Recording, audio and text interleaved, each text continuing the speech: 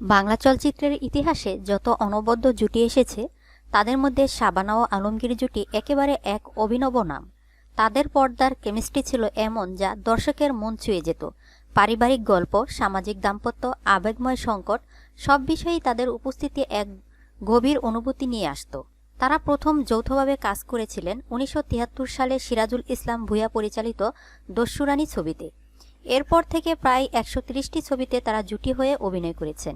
এই সংখ্যা অনেক ক্ষেত্রেই প্রজন্মের রেকর্ড হিসেবে গৃহীত, এমনকি অন্য বাংলার জুটিরাও তাদের রেকর্ড ছুঁতে পারে না। তাদের জনপ্রিয় ছবিগুলোর মধ্যে রয়েছে ভাত দে, একটি পারিবারিক ও আবেগগাথা ছবি যেখানে শাবানার মাধুর্য এবং আলমগীরের শক্তিশালী উপস্থিতি একসাথে এক অপরিজেয় অনুভূতি দান করেছিল।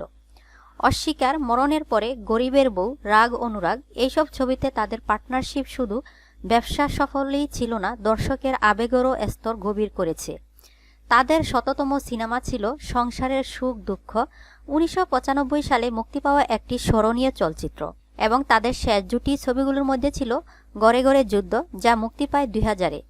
তাদের অভিনয় ছিল সত্যি হৃদয়গ্রাহী। শাবানার আবেগময় অভিনয় ও নারীর দুঃখ সুখের বাস্তব প্রতিচ্ছবি, আর আলমগীরের সত্যবাদী সংলাপ ও অনুভূতির গভীরতা, এই কম্বিনেশন উপস্থাপন করেছিল বাংলা সিনেমার সবচেয়ে শ্রদ্ধেয় পারিবারিক ও সামাজিক গল্পগুলো। রোমান্স ছিল তাদের জুটির মাত্র এক দিক মাত্র, তাদের আসল শক্তি ছিল মানুষের জীবনের বাস্তবতা বোঝা, দাম্পত্য করুণার মুহূর্ত, পারস্পরিক অনুভূতির টানাপোড়ান। সেই কারণেই তাদের ফিল্মগুলো আজও চিরস্থায়ী।